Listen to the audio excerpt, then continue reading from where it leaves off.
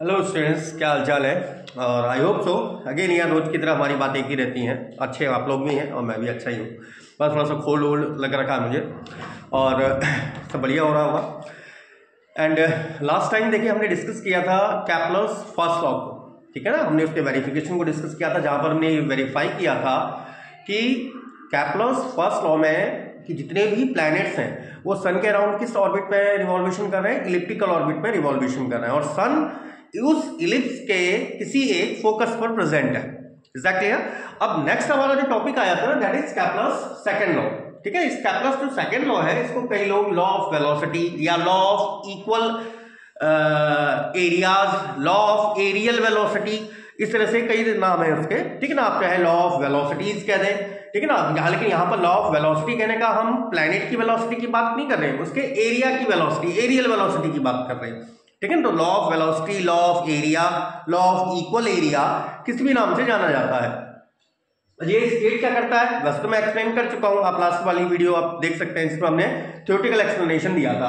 क्या स्टेट करता है हमें कि जितने भी प्लैनेट हैं जो सन के अराउंड रिवॉल्यूशन कर रहे हैं, ठीक है ना, सबकी एरियल वेलोसिटी कांस्टेंट होती है। या फिर हमने उसको दूसरी भाषा में क्या कहा था कि अभी अगर हम ये मान के चले, चलिए पहले स्टेटमेंट में उसकी बात करता हूं। मैं मान ले रहा हूं कि ये हमारी इलिप्स है और सन इसके किसी एक फोकस पर प्रेजेंट है। कहीं पे भी मान लीजिए सन, यहां मान लेते हैं हम सन, मान लीजिए एस फोकस है और ये एस डैश फोकस है। और आपको पता है कि अगर ये मेरी सन की पोजीशन है, सन का मास हम m लेके चल रहे थे, ये कौन सी पोजीशन आती है, सन के बिल्कुल पास थी, याद है ना आप लोगों को, दैट इज पेरिहेलियन। एंड वो डिस्टेंस ये आपकी कौन सी डिस्टेंस थी, आर मिनिमम, सबसे स्मॉलेस्ट डिस्टेंस। और ये डिस्टेंस जो सब जब प्लैनेट आपका सन से सबसे ज्यादा दूर होता है, that position is known as aphelion, उसको हम बोले थे अपेलियन। ठीक है, तो अगर सन, जो हमको पहला स्टेटमेंट क्या बोला था कि जितने भी प्लैनेट्स हैं वो सन के अराउंड इलिप्टिकल ऑर्बिट पे रिवॉल्यूशन करेंगे, जो हम वेरीफाई कर चुके हैं, और सन उसके किसी एक फोकस पर है, क्योंकि इलिप्स पे कितने फोकस थे हमारे, 2। अच्छा, सेकंड लॉ हमसे क्या कह रहा है, सेकंड लॉ हमसे कहता था कि प्लैनेट इसके अराउंड जब रिवॉल्यूशन करते हैं तो उनकी एरियल वेलोसिटी कांस्टेंट होती है। अब एरियल वेलोसिटी कहने का मतलब क्या है, देखो एरियल वेलोसिटी कहने का अर्थ यह है ना कि प्रत्येक प्लैनेट द्वारा, मान लीजिए कि कोई प्लैनेट है वो किसी पॉइंट पर, यहां किसी टाइम t पर या किसी टाइम t1 पर, इस तरह से कंसीडर करें, t1 पर a पर है, और एक स्मॉल टाइम इंटरवल, मतलब 15 सेकेंड बाद या 20 सेकेंड बाद बिल्कुल ये इसके बिल्कुल क्लोज ही तो पहुंचेगा, ठीक है ना, बिल्कुल क्लोज पहुंचेगा। लेकिन अब केवल सेक ऑफ कन्वीनियंस के लिए मैं इसे दूर बना रहा हूं, मैं मान ले रहा हूं केवल सेक ऑफ कन्वीनियंस के लिए, ठीक है, हम मान ले रहे हैं कि 15 सेकेंड बाद यहां पहुंच गया, बी पर पहुंच गया, मतलब यहां पर टाइमिंग क्या रही होगी, t1 plus dt। Is that clear? ऐसे ही मान लीजिए, अब इसको आप एग्जांपल के तौर पे समझ सकते हो, जैसे अभी कितना टाइम बज रहा है, 9 या 10, 9 बज रहा होगा, 9 बजे यहां पर था, 9:15 सेकंड बाद यहां पहुंच गया, तो 15 सेकंड कहने का मतलब तो ये वाला पॉइंट, ये बी वाला पॉइंट एग्जैक्टली यहीं पर होगा, बिल्कुल नियरेस्ट।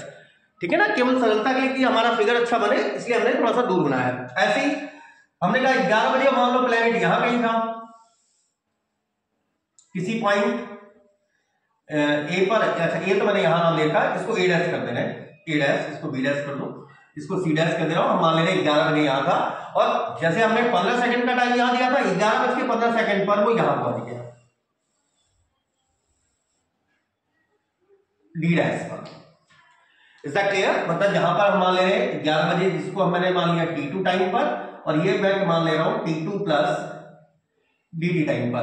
तो आपका जो सेकंड लॉ आपसे क्या कहता है, सेकंड लॉ हमसे ये कहता है कि भाई यहां से यहां जाने में भी प्लैनेट को 15 सेकंड लगे, यहां से यहां जाने में भी प्लैनेट को 15 सेकंड लगे, तो प्लैनेट द्वारा इस 15 सेकंड में, जब यहां पर आपका 15 सेकंड वाला टाइम था, उसने कितना एरिया स्वीप किया था, ये वाला एरिया स्वीप किया था, कौन सा, a dash S B dash. Next वाले 15 सेकंड में कौन सा एरिया ट्रेस किया, c dash S D dash. तो ये दोनों एरिया क्या होंगे, इक्वल होंगे। और सेकंड वन थिंग, जब मैंने आपको सेकंड स्टेटमेंट जब थ्योरेटिकल वे में कराया था, मैंने आपको बताया भी था कि पेरिहेलियन पर उसकी वेलोसिटी क्या होती है, ज्यादा होती है। मतलब जब प्लैनेट सन के आपका काफी क्लोजेस्ट पोजीशन पर है तो वेलोसिटी ज्यादा कंटेन करता है, तो इसकी वेलोसिटी तो कांस्टेंट नहीं है ना ड्यूरिंग द रिवॉल्यूशन। और जब अपेलियन पे था तो उसकी वेलोसिटी क्या होती है, मिनिमम होती है। एक्जेक्टली जैसे जैसे अपेलियन पे आता जाता है वेलोसिटी धीरे धीरे डिक्रीज होती जाती है, फिर अगेन इंक्रीजिंग ऑर्डर में जाती है, फिर से पेरिहेलियन पे पास होता है, फिर से तेज भागने लगता है। तो ये चीज भी हम यहाँ वेरीफाई करेंगे, ठीक है ना, यहाँ पर साथ में ये चीज भी वेरीफाई होगी। तो पहला हमारा टारगेट क्या रहेगा, पहला टारगेट ये रहेगा कि प्लैनेट द्वारा इक्वल टाइम इंटरवल में, जैसे यहां से यहां तक जाने में देखो कितना टाइम लगा dt, जिसको मैं 15 सेकंड बोल रहा था अभी, यहां से यहां जाने में टाइम लगा dt time. Is that clear? तो ये dt समय में प्लैनेट द्वारा जो स्वीप किया गया एरिया होगा, ठीक है ना, जो स्वैप किया गया एरिया होगा या फिर ट्रेस किया गया जो एरिया होगा वो इक्वल होगा। मतलब a dash s area a dash s b dash बराबर होना चाहिए area c dash s d dash. Is that clear? ये हमारा टारगेट रहेगा। अच्छा, अब इस चीज को देखो हम किस तरह से वेरीफाई कर सकते हैं। It is very easy to verify. मान लीजिए कि भाई ये हम मान ले रहे हैं कि डिस्टेंस r है, एग्जैक्टली ये सन की पोजीशन है। तो मैंने देखो इसीलिए इस स्टेटमेंट को यहां पर क्या लिखा कि the radius vector drawn from the sun to the planet, sun से प्लैनेट को जोड़ने वाला जो रेडियस वेक्टर होता है r, swept out equal areas, वो इक्वल एरिया ट्रेस करता है in equal time interval. Equal area मतलब ये वाला एरिया और ये वाला एरिया इक्वल होगा जबकि टाइम इंटरवल सेम हो। जैसे यहां भी टाइम इंटरवल, यहां से यहां तक जाने में dt टाइम लगा था, यहां से यहां तक जाने में भी dt टाइम लगा था, तो इक्वल टाइम इंटरवल में वो समान एरिया को ट्रेस करता है। तो इसको हम आसानी से कैलकुलेट कर सकते हैं easily.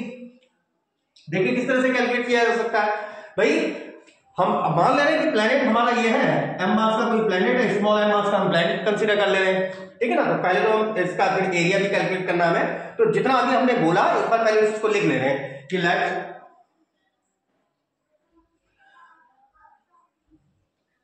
a planet of mass m is initially at a dash at t1 पर and traces a area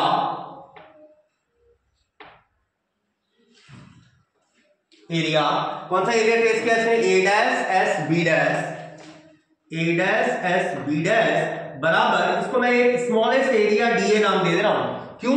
क्योंकि ये एरिया तो बहुत छोटा होगा ना, मैंने आपसे कहा था 15 सेकंड, तो ये b डैश पॉइंट बिल्कुल यहां पर होगा, ठीक है ना। तो 15 सेकंड में हम कह रहे हैं traces area da dash, let a planet of mass m is initially at a dash and traces area da in time dt,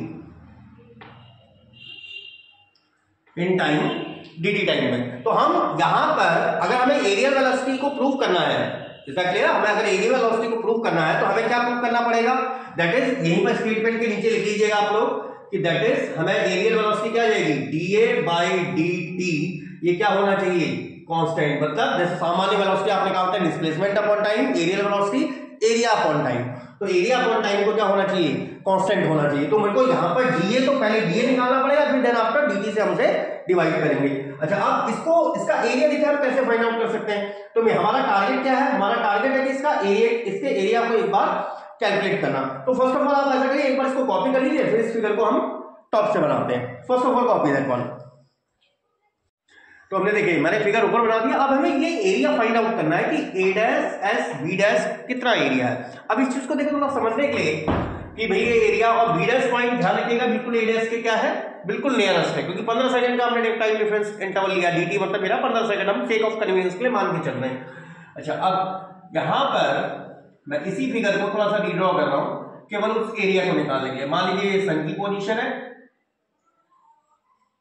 ये a डैश की पोजीशन थी, ये b डैश की पोजीशन थी, और पार्टिकल ऐसे करके ट्रेस करके यहां चला गया, थोड़ा सा टेढ़ा हो गया, ट्रेस करता हुआ वहां चला गया। अब a डैश और b डैश तो बिल्कुल नियरेस्ट है, तो यहां पर हम एरिया कैसे निकाल सकते हैं। So area DA traced by planet in time DD। DA क्या लिखेंगे आप इससे फिगर में? देखिए क्या दिख रहा है area, area A dash S B dash, वही है area A dash S B dash. यहां पर मैंने इसलिए बना दिया ताकि हमें थोड़ा सा समझ में, आपको थोड़ा सा समझ में आता है। अच्छा, अब इस एरिया को निकालने के लिए देखिए मैं यहां से एक परपेंडिकुलर ड्रॉ कर दे रहा हूं। या मैं एक परपेंडिकुलर डाल दिया, मान लीजिए किसी पॉइंट M पे गिर गया परपेंडिकुलर। अब ये तो मेरा देखो एक राइट ट्रायंगल बन गया। कौन सा right triangle? B dash M S, ये एक राइट ट्रायंगल है और ये M पॉइंट A डैश के बिल्कुल पास होगा। भाई ये मैंने डिस्टेंस R मान ली थी और ये dt टाइम में यहां से यहां जाने में dt टाइम लगा। मान लीजिए एंगल सबटेंड कर दिया इसने d थीटा, मतलब ये एंगल हमारा d थीटा है,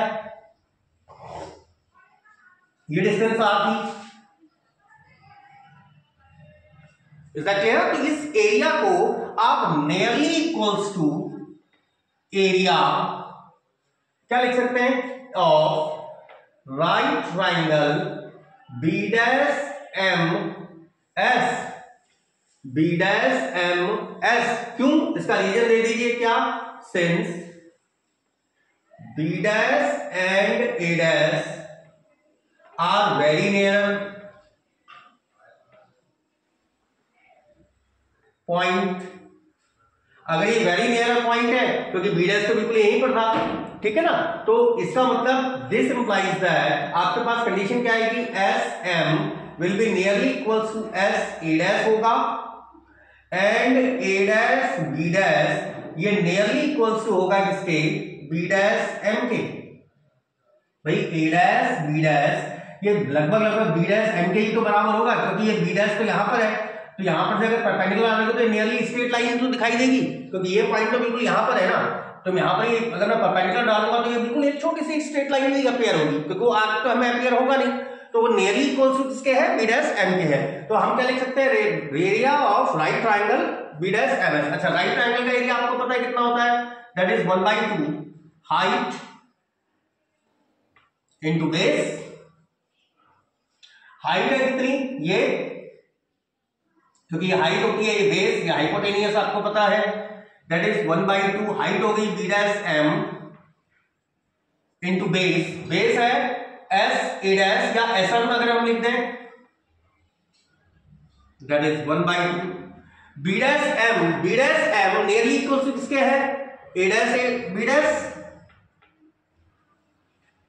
SM is nearly equal to A dash S।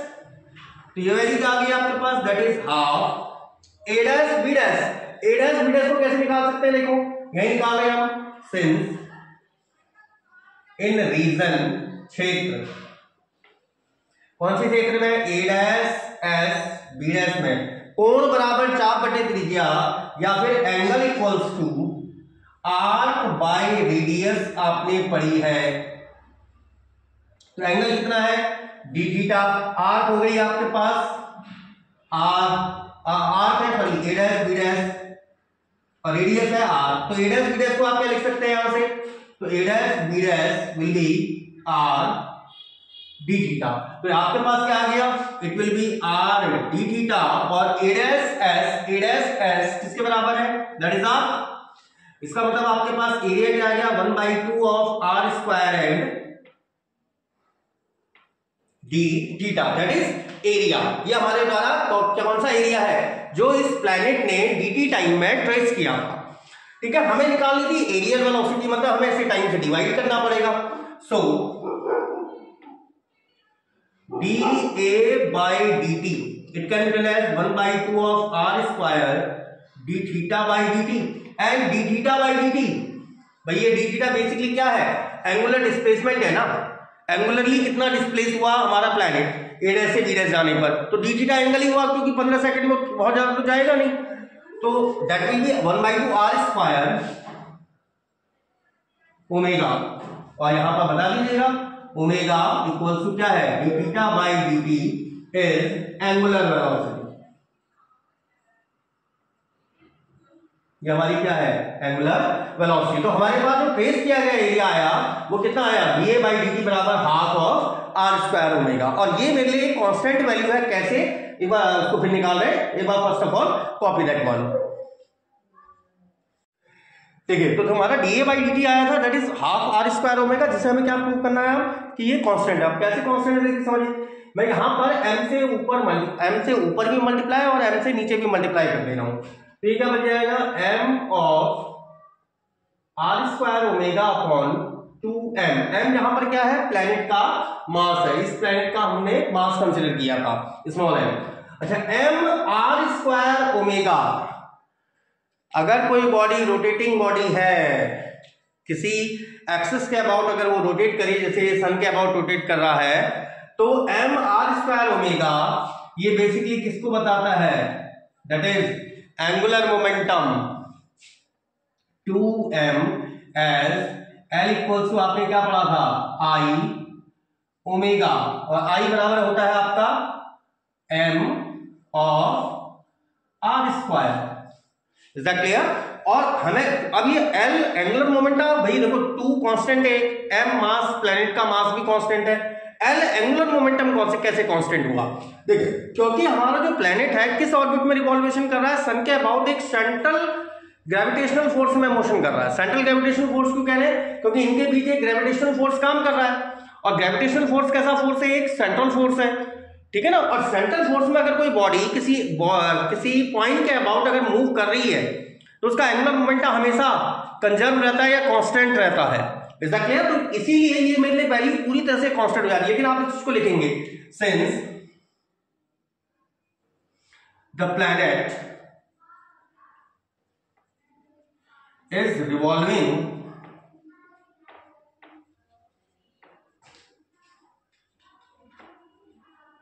about the sun under central force, और ये सेंट्रल फोर्स कौन सा है, बेसिकली ग्रेविटेशनल फोर्स है।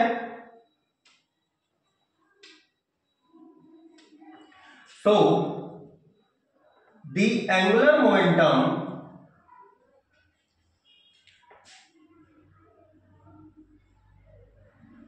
of planet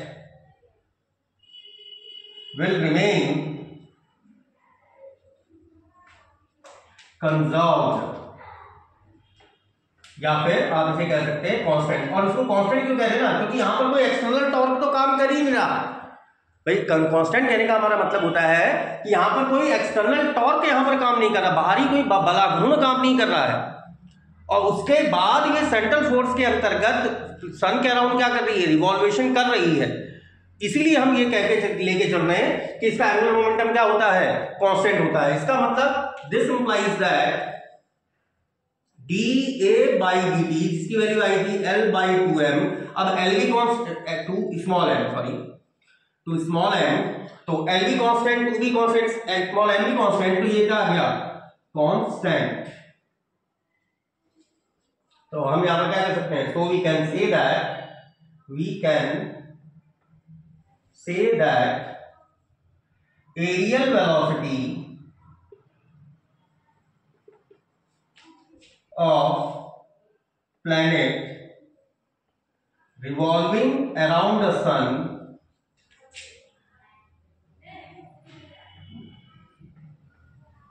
in elliptical orbits is a constant. ये हमारा पहला पार्ट हो गया। अच्छा, अब यहां पर हमारा इसको जो हमारा कैप्लस का सेकंड लॉ है ना, वो यहीं पर वेरीफाई हो जाता है। लेकिन मैंने आपको क्या बताया था भाई, कैप्लर ने बेसिकली स्टेटमेंट जब स्टार्टअप किया था, उसने क्या बोला था कि भाई रिवॉल्वेशन करते समय प्लैनेट जब सन के अबाउट रिवॉल्वेशन करते हैं, और इसके लिए आपको स्क्रीन पर देखो एक वीडियो आ रहा होगा अभी सामने शो करता हुआ, उसमें मैंने जब ओनली एक्सप्लेनेशन वाला जो वीडियो बनाया था, उसमें पहली टॉपिक्स यही चीज समझाई थी कि जब वो रिवॉल्व करते हैं तो उनकी स्पीड या वेलोसिटी कांस्टेंट नहीं होती। और कैसे कांस्टेंट नहीं होती भाई, पेरिहेलियन पर उनकी वेलोसिटी क्या थी, ज्यादा थी, मतलब जब सन के नियरेस्ट होते ना, वो तेजी से भाग रहे होते हैं। ठीक है, नीचे आपको दिखाई भी दे रहा होगा फिगर में। और जब ये दूर जाते हैं तो उनकी स्पीड क्या हो जाती है, स्लो हो जाती है। तो इस चीज को हमारा हम रेस्ट वेरीफाई करेंगे। Now we shall discuss about the velocity of planet at different points in orbit। तो एक बार फर्स्ट ऑफ ऑल इसको कॉपी कर लीजिए, तो इसके बाद हम उसके डिफरेंट पॉइंट पर क्या करते हैं, उसके वेलोसिटी को डिस्कस करते हैं। चलिए first of all copy that one. देखिए अब इसके डिफरेंट पॉइंट पर अगर हमें वेलोसिटी को डिस्कस करना है, तो मैंने फिगर बनाया, देखिए हमने सेम वही फिगर बनाया, बस उसमें थोड़ा सा इंप्लीमेंटेशन किया हुआ है। ए पर हमने इसकी वेलोसिटी मान ली, ए डैश पर इसकी वेलोसिटी मान ली है v1। अच्छा बी डैश कैसा पॉइंट था, बी डैश बिल्कुल इसके नियरेस्ट यहां पर वाला पॉइंट था, तो बी डैश पर वेलोसिटी बहुत ज्यादा चेंज नहीं आया होगा, तो बी डैश पर भी हमने नियरली वेलोसिटी क्या ले रखी है v1, और ये बी डैश बिल्कुल इसके यहां पर नियरेस्ट पॉइंट है, तो ये अगर एस से लेके ए डैश की दूरी हम r1 कंसीडर कर रहे हैं, तो यहां से यहां तक की दूरी भी क्या ली जाएगी, r1 ही ली जाएगी। सेकंड वन थिंग, C पर जब ये टाइम t2 पर था, हमने इसकी वेलोसिटी कंसीडर कर ली v2, और ऐसे ही d डैश और sorry d dash, c dash और d डैश पर जब यहां पर भी टाइम क्या लगा था t2 प्लस dt, तो यहां पर भाई ये c डैश और d डैश भी वेरी क्लोजेस्ट पॉइंट है, तो वहां पर भी वेलोसिटी नियरली बहुत ज्यादा चेंज तो आया नहीं होगा, वेलोसिटी में v2 नियरली v2 के बराबर नहीं होगी, क्योंकि c डैश और d डैश भी वेरी क्लोजेस्ट पॉइंट है, और ये डिस्टेंस अगर r2 है तो ये डिस्टेंस भी नियरली r2 ही बनी रहेगी। क्लियर? अच्छा अब जो आप इससे पहले वेरीफाई कर चुके हैं, तो यहां पर पहली चीज तो ये लिख ले रहे हैं as a dash and b dash are very nearer point then, यहां से जब हम परपेंडिकुलर ड्रॉ कर रहे थे, ये परपेंडिकुलर ड्रॉ मैंने m करके परपेंडिकुलर ड्रॉ किया था, याद होगा आपको, तो a dash b dash nearly equal to किसके होगा, b dash m, and sm will nearly equals to ac dash, sm nearly equals to ac dash, क्योंकि ये b पॉइंट तो बिल्कुल यहां पर है, तो परपेंडिकुलर तो बहुत ही छोटा ड्रॉ होगा, इज दैट क्लियर? और तो नियरली एक स्ट्रेट लाइन तो बनेगी, ये खुद ही एक स्ट्रेट लाइन की तरह एक्ट करेगा। सेम प्रोसेस यहां पर जो है as c dash and d dash are very nearer point, so क्या ले सकते हैं, यहां से भी एक परपेंडिकुलर ड्रॉ कर दो, यहां से मैं एक परपेंडिकुलर ड्रॉ कर दे रहा हूं, या इसको मान लो n है, इज दैट क्लियर? तो आप क्या मान सकते हैं कि c dash d dash will be nearly equals to c dash n, and s से लेके n तक की दूरी नियरली क्या मानी जाएगी, s d dash, is that clear? अच्छा अब आप जो वेरीफाई कर चुके हैं इससे पहले हम कि एरियल वेलोसिटी कांस्टेंट है,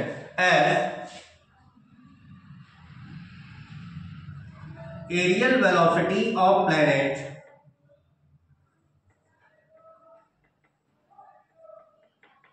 is constant,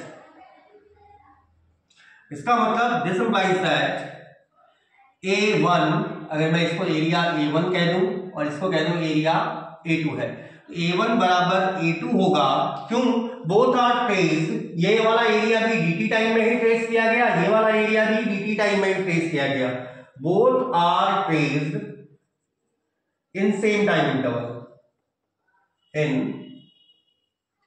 same time interval, दोनों ही सेम टाइम में। अच्छा आप इस एरिया को कैसे निकाल सकते हैं, मतलब एरिया कौन सा, a dash s b dash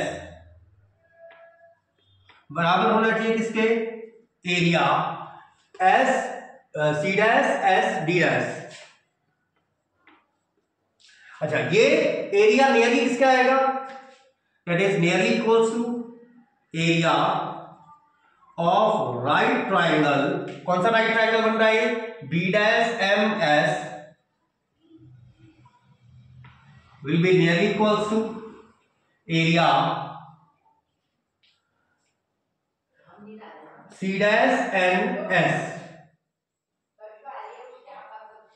तो ये एरिया फिर से आ गया आपके पास 1/2 height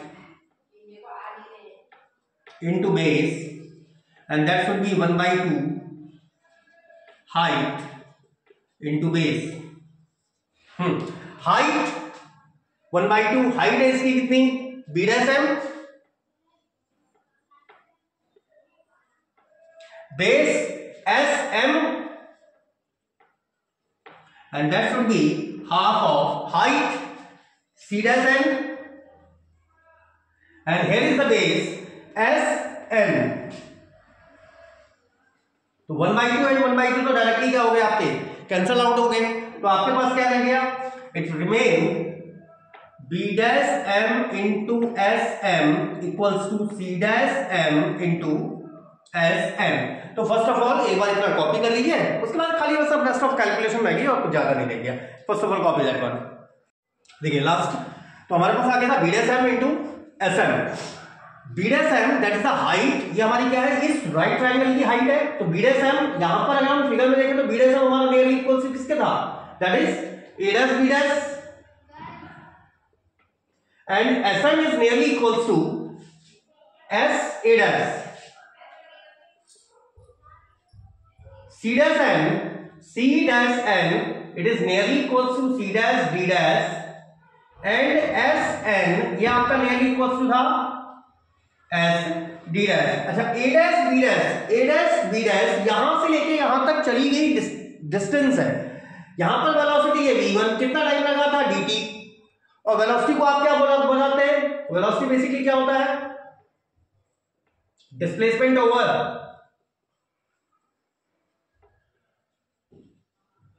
upon time.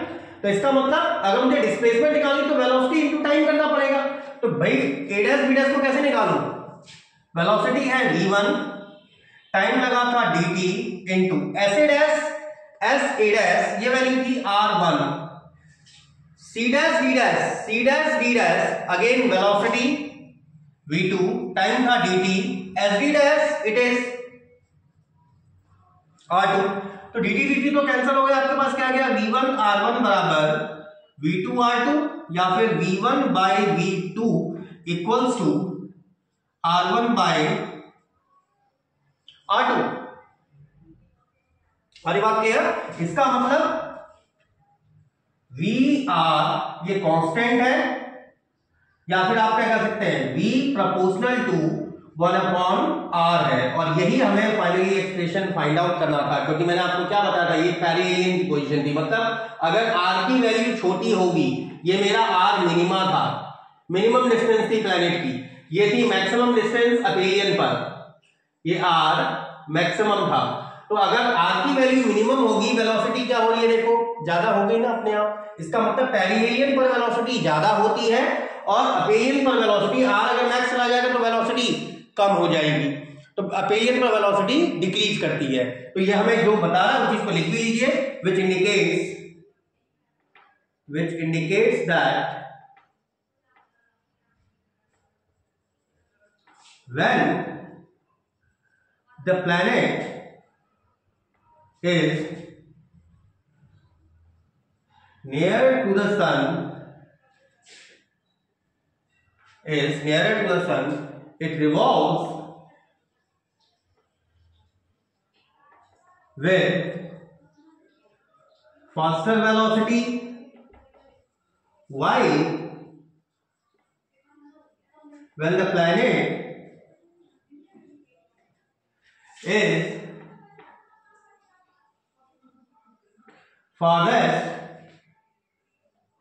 is at farthest distance from sun, it revolves with slower velocity। तो जब आपका नियरर होगा सन के ठीक है ना, मतलब आर मिनिमम होगा तो वेलोसिटी ज्यादा हो जाएगी, आर मैक्सिमम होगा तो वेलोसिटी कम हो जाएगी, क्योंकि देखो v1 r1 बराबर v2 r2 r था, तो ये मुझे क्या बताना है, vr की वैल्यू कांस्टेंट है, ठीक है ना, vr अगर कांस्टेंट हो गया इसका मतलब v प्रोपोर्शनल टू 1/r है। क्लियर है ये बात समझ में? सही से आई थिंक सो आपको कॉन्सेप्ट सही से क्लियर हो गया होगा। तो हमारा यहाँ पर केपलर लॉ कंप्लीट हो जाता है। वैसे तो केपलर लॉ वहीं पर कंप्लीट हो गया था जब हमने एरियल वेलोसिटी कांस्टेंट कर दिया था, बट हमारा रेस्ट ऑफ एक चीज रह गई थी कि भाई सर केपलर ने क्यों इस बात को कहा कि भाई अगर प्लैनेट मेरा सन के क्लोज में जा रहा है तो फास्टर वेलोसिटी से मूव करेगा, दूर जा रहा है तो स्लोअर स्पीड से मूव करेगा, तो वो इस चीज का यहाँ पर वेरिफिकेशन हो जाता है। तो आई होप सो आपको लेक्चर समझ में आ गया होगा। तो समझ में आया तो भाई लाइक करिए, शेयर करिए, सब्सक्राइब करिए और जम के पढ़ाई भी करिए भाई। और अगर आपको कोई चीज़ पूछनी है तो कमेंट सेक्शन के थ्रू मुझसे पूछ सकते हैं। और enjoy every moment of your life. Till then good bye dears. आज का लेक्चर यहीं क्लोज करते हैं। Good bye dears.